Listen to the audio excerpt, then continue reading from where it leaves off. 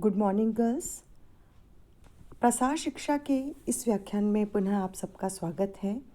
इससे पहले वाले व्याख्यान में हमने अध्ययन किया कि समाजशास्त्र का अर्थ किसे कहते हैं, समाजशास्त्र, और समाजशास्त्र की कुछ परिभाषाओं के बारे में हमने जानकारी प्राप्त की। आज जो विषय हम इसके अंतर्गत आगे पढ़ने जाएंगे वो है समाजशास्त्र की प्रकृति, यानी नेचर ऑफ सोशियोलॉजी।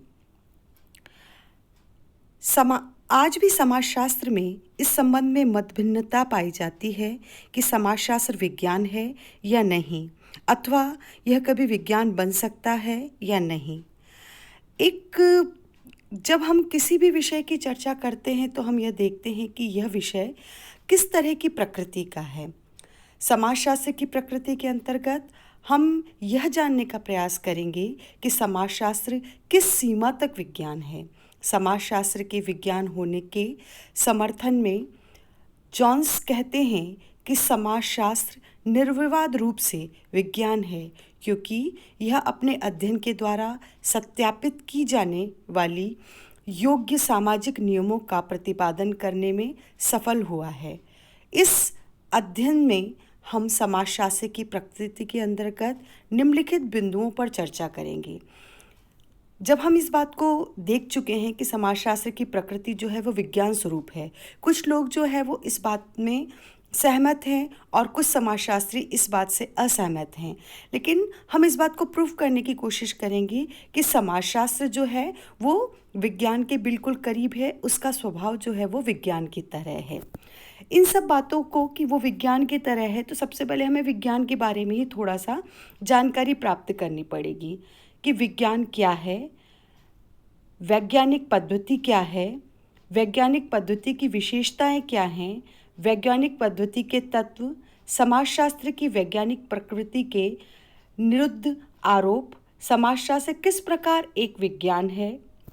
ये सारी बातों पर हम विचार विमर्श करके इस बात को प्रूव करने का प्रयास करेंगे कि समाजशास्त्र जो है वो एक प्रकार का विज्ञान ही है।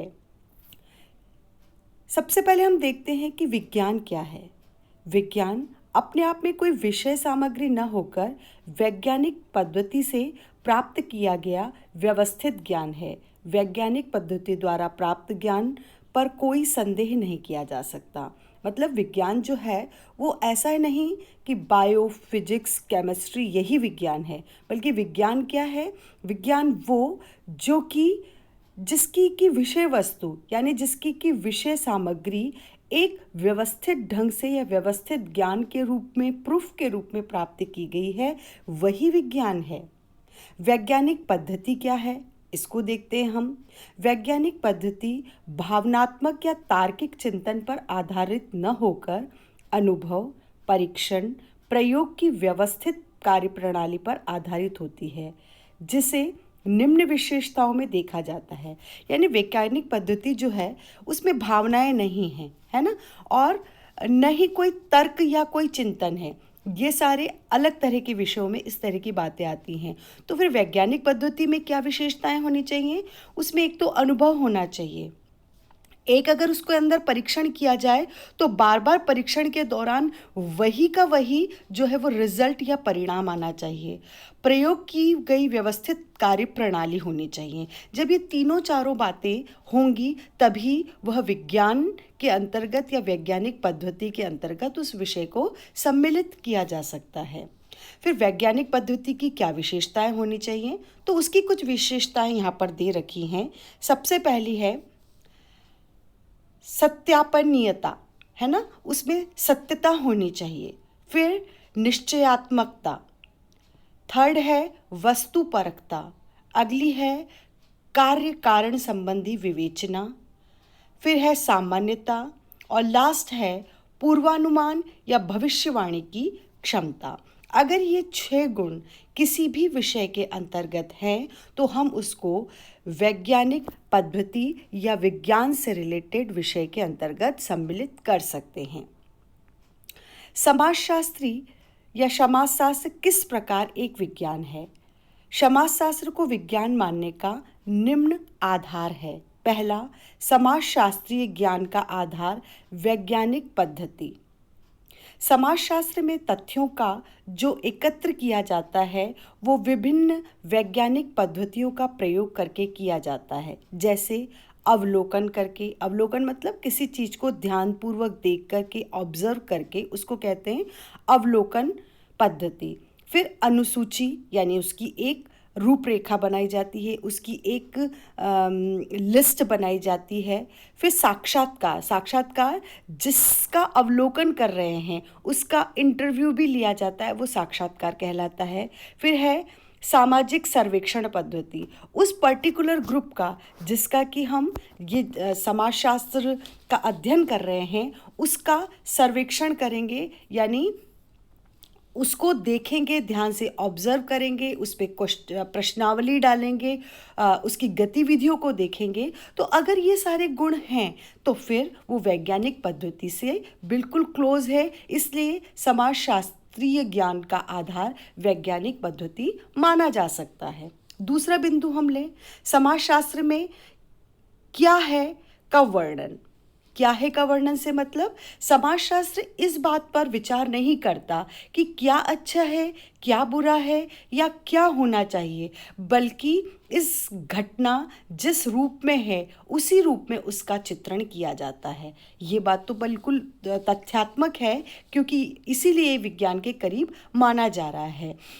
किसी भी एक बात को अगर समाजशास्त्र में लिया जाता है तो उसके गुण अवगुण को या घटना बात को जो है वो नहीं लिया जाता, बल्कि उस घटना वो क्यों हुई है उसके तह तक जा कर के और उसके बारे में विचार विमर्श करके और अध्ययन किया जाता है। इसलिए समाजशास्त्र विज्ञान के करीब है या एक प्रकार का विज्ञान ही माना जा सकता है।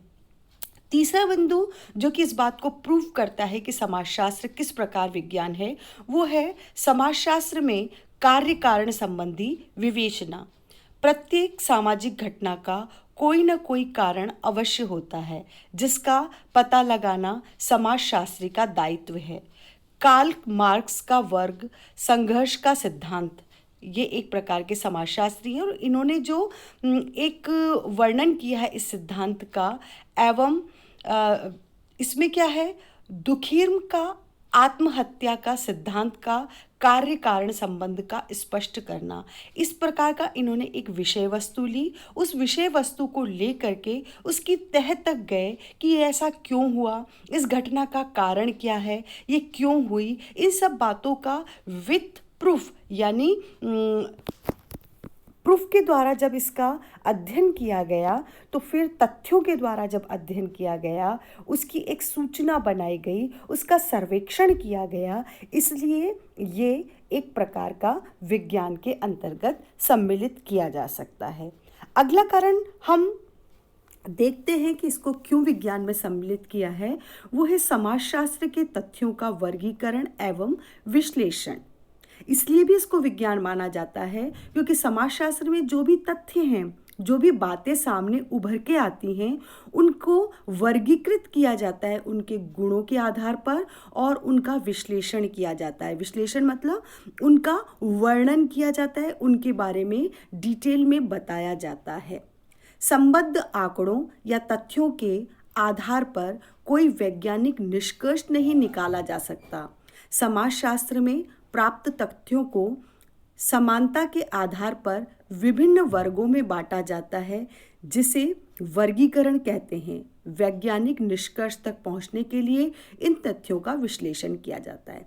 देखिए, ये बिंदु भी इसी बात को सपोर्ट कर रहा है कि यह एक समाजशास्त्र जो है एक विज्ञान है। इसमें जब भी किसी चीज़ का अध्ययन किया जाता है, किसी भी विषय को लेकर जब अध्ययन किया जाता है तो और उसके बारे में जो भी बातें सामने आती हैं, उन बातों में जब समानता होती है तो समान समान बातों को के वर्ग बनाए जाते हैं कि भाई ये पॉइंट 1 जो है वो एक प्रकार की बात का है, पॉइंट 2 जो है वो दूसरी प्रकार की बात का है। इस प्रकार का जो है वो विभिन्न प्रकार के वर्गों को बांटा जाता है और हर वर्ग के तह तक पहुंचा जाता है, निष्कर्ष तक पहुंचा जाता है, उसका विश्लेषण किया जाता है, गहराई तक अंदर तक उसको जानकर उसका विश्लेषण किया जाता है। इसलिए भी समाजशास्त्र एक विज्ञान है।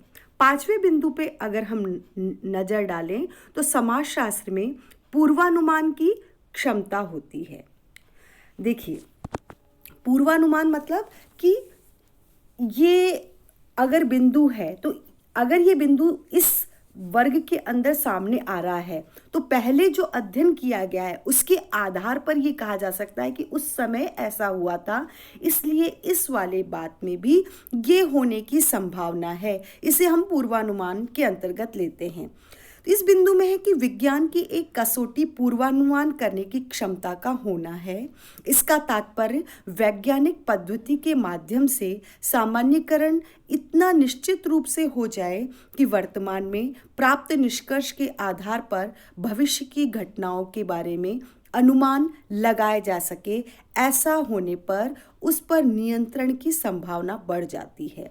बिल्कुल, अगर किसी घटना के बारे में हम पूर्वानुमान लगा सकते हैं तो यह निश्चित माना जा सकता है कि वह विज्ञान ही है या समाजशास्त्र को विज्ञान के अंतर्गत ही लिया जा सकता है। इस प्रकार हम कह सकते हैं कि समाजशास्त्र को हम एक विज्ञान मान सकते हैं।